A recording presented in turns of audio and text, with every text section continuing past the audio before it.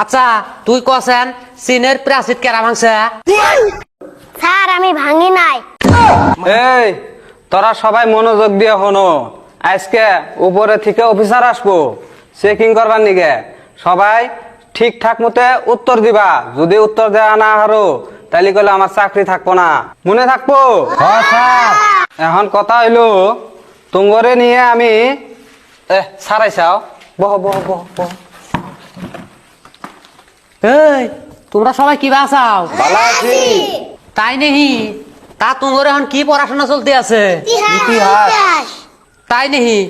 আচ্ছা তুই কছেন চীনের প্রাচীর কেরা ভাঙছে? স্যার আমি ভাঙি নাই।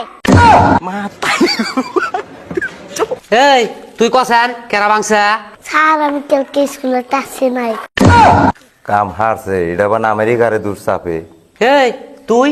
স্যার আঙ্গু গ্রামে আমি খুব দুষ্টেমি করি, কিন্তু কসম খাইয়া কইতাছি এই চীনের প্রাচীর আমি আর দেও দেখি নাই, ভাঙা তো দূরের কথা।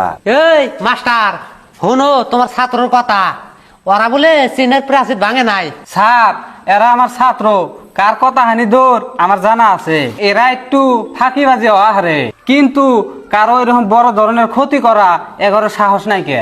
বিশ্বাস করেন স্যার, এরা এই প্রাচীর ভাঙে নাই, আমি জানি। বুঝ হয়েছে আমার, হেডমাস্টারে বকলে জানাকবো। স্যার তোমার স্কুলের ছাত্র সব গুণে আমি একটা প্রশ্ন করলাম, চীনের প্রাচীর কেরা ভাঙছে, কেউ কোয়া হারলো না। স্যার মাথা ঠান্ডা করো, হুনো স্যার সামান্য একটু বিষয় নিয়ে চিল্লাচিল্লি করে লাভ নাই। এখন পোলাহান মানুষ দুই চারটা ইট না হয় খুইলা হালাইছে, এই টিহা কয়টা দিলাম নাস্তা পানি খাইও।